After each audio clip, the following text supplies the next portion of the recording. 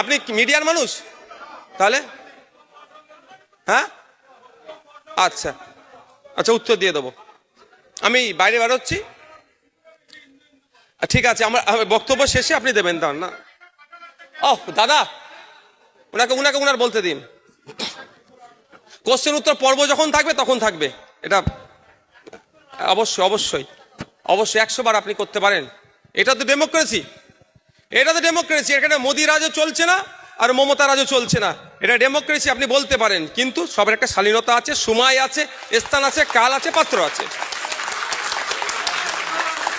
আপনারা দেখতে পেলেন না, সম্মানীয় স্বপনবাবু চেয়ারে আমি বসেছিলাম, স্বপনবাবুর বক্তব্য শেষে আমি দেখলাম ফ্রন্ট চেয়ার নাই।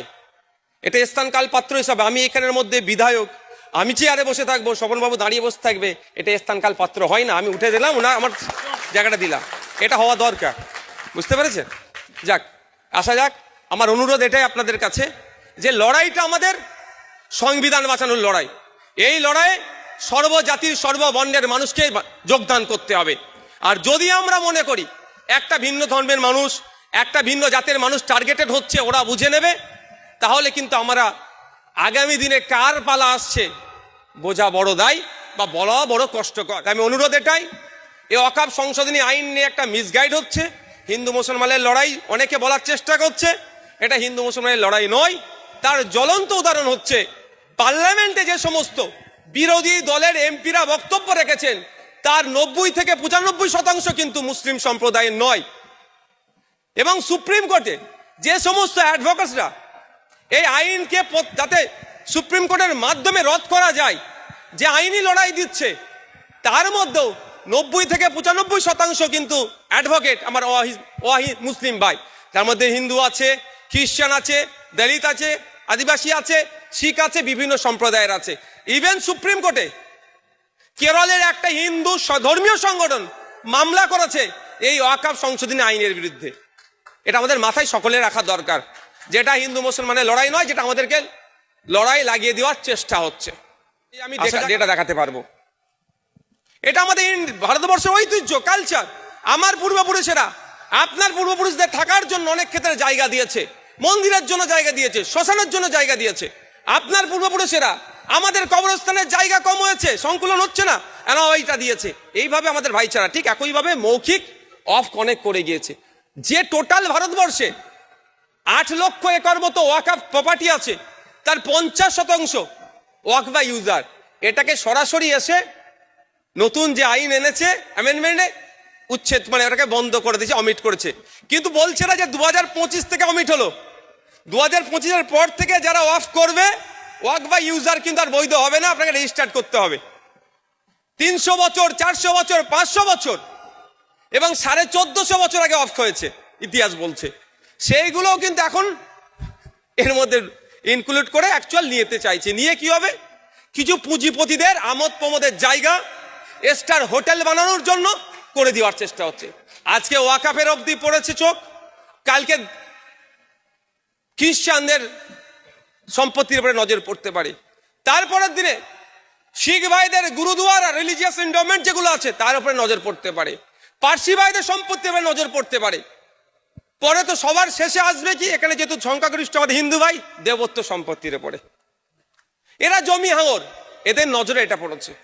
তাই লড়াই আমাদের জমিকে বাঁচানোর লড়াই, যেমন প্রত্যেকটা মানুষের রাইটকে বাঁচানোর। শহীদ হয়েছে ওই 26 জনের মধ্যে সেও একজন, আদিল, তাকেও আমরা আজকে সম্মান জানাচ্ছি। এবং আমরা দেখছি যে একদিকে বাইরের থেকে আর ভেতর থেকে আজকে যারা আমাদের দেশের ক্ষমতায় আছে, তারা কিভাবে একের পর এক আইন পাশ করে, এই যে কয়েকদিন আগে এপ্রিল মাসে ওয়াকফ সংশোধনী আইন পাশ হয়েছে, আদ্যপান্ত সংবিধান বিরোধী আইন। দেশের সরকার সংবিধান বিরোধী আইন পাশ করছে।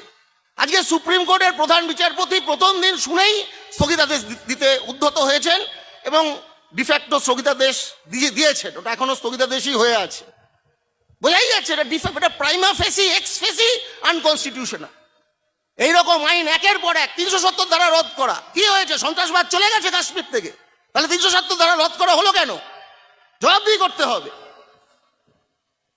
আজকে নাগরিকত্ব সংশোধনী আইনের নামে একটা আইন পাশ করে রেখেছে, যেখানে সমস্ত ধর্মের মানুষ নাগরিকত্বের জন্য আবেদন করতে পারে, খালি ইসলাম ধর্মাবলম্বী পারবে না। কিভাবে হয় সেটা আমাদের দেশের সংবিধানের? তাহলে ভেতর থেকে সংবিধানটাকে খোকলা করা হচ্ছে, বাইরে থেকে সন্ত্রাসবাদী আক্রমণ হচ্ছে, দ্বিজাতি তত্ত্বের কথা বলা হচ্ছে। তাহলে এই যে পরিস্থিতিতে আমরা সংবিধান, আমাদের দেশের সংবিধানকে বাঁচাতে হবে, দেশকে বাঁচাতে হবে, এই পরিস্থিতিতে এই জায়গায় এটাকে ভিত্তি করে আমরা সবাই এখানে আজকে এক জায়গায় এসেছি। আর আমাদের রাজ্যে যা চলছে, রাজ্য সরকার কি করছে, বিভিন্ন বক্তারা আছেন তারা বলবেন। আমরা খালি এটুকু বলছি যে এই রাজ্যের সরকার সেও সংবিধান মেনে চলে না। সে হয়তো এই কেন্দ্রের সরকারের মতো সাম্প্রদায়িক ফ্যাসিবাদী মতাদর্শের নয়, কিন্তু আমাদের রাজ্যে গণতন্ত্র ধূলিসাৎ হয়ে গেছে। এই আজকে যে আমাদের দেওয়া হলো না, একটা কিছু গণতান্ত্রিক সংগঠন এবং দল মিলে একটা কনভেনশন করতে চাইছে, মহাজাতি সদন দেওয়া হবে না কেন? সুভাষচন্দ্র বসুর বানানো, রবীন্দ্রনাথ ঠাকুরের অনুপ্রেরণায় তৈরি সেই সেখানে আমরা কনভেনশন করতে পারবো না? আজকে এইরকম একটা সরকার চলছে, সুতরাং সেও সংবিধান মেনে চলছে না। তাহলে আজকে এই সংবিধানের পক্ষে কারা এবং সংবিধানের বিরুদ্ধে কারা, এইটা ঠিক করার জন্য এই কনভেনশন আমরা করছি। আপনাদের সকলকে অনুরোধ যে আজকে আমাদের যে অতিথি বক্তা আছেন তাদের বক্তব্য শুনবেন এবং শোনার পরে এই কনভেনশনের যে প্রস্তাবনা, সেই প্রস্তাবনায় আপনাদের সবার সম্মতি নিয়ে এই প্রস্তাবনা আমরা চেষ্টা করব পাশ করাবার। সকলকে सबसे गुजारिश है, बहुत ये प्रोग्राम बहुत मुसीबत हुआ है, फिर भी हम बहुत प्रॉब्लम में भी ये करने का कोशिश कर रहे हैं। हमको पता है कि बाहर बहुत भीड़ है, आप सबसे गुजारिश है प्लीज़ कोऑपरेट कीजिए, ताकि ये हमारा इज्जत की बात है। बहुत दूर दूर से मेहमान आए हैं।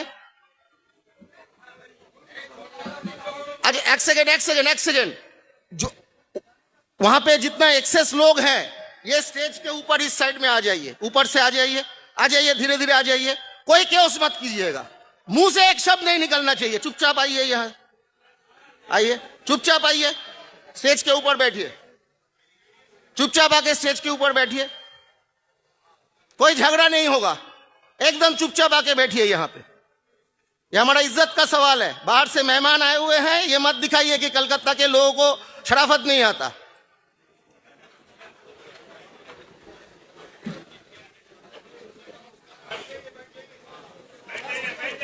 आइए बैठिए, नीचे में बैठ जाइए। তো এই প্রস্তাবনার ভিত্তিতে আপনারা সবাই যদি সম্মতি দেন তাহলে আমরা সবাই এবং আরো অনেক সামাজিক সংগঠন, দলিত সংগঠন, সামাজিক ন্যায়ের জন্য লড়ছে এরকম সংগঠন এবং আরো রাজনৈতিক দল, আমরা সবাই আরো বড় আকারে আমরা একটা বড় মঞ্চের নির্মাণ করে এই সংবিধান রক্ষার যে শপথ, এটাকে একটা গণ আন্দোলনে আমরা পরিণত করব এবং এই রাজ্যে এই আন্দোলন আগামী দিনে আমরা এগিয়ে নিয়ে যাব। এই প্রস্তাবনা আপনাদের সকলের সামনে আমি রাখলাম, এই বলে আমি আমার বক্তব্য শেষ করছি। ধন্যবাদ।